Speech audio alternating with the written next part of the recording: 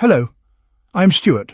Before we start, we want to share that this video uses AI for graphics and voice, but all the information is manually researched by our team.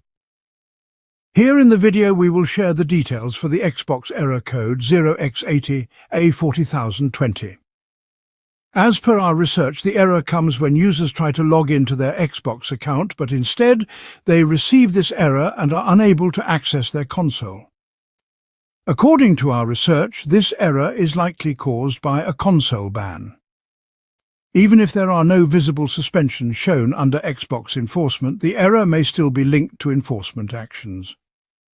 If you're seeing this error, then most likely it is related to a console ban.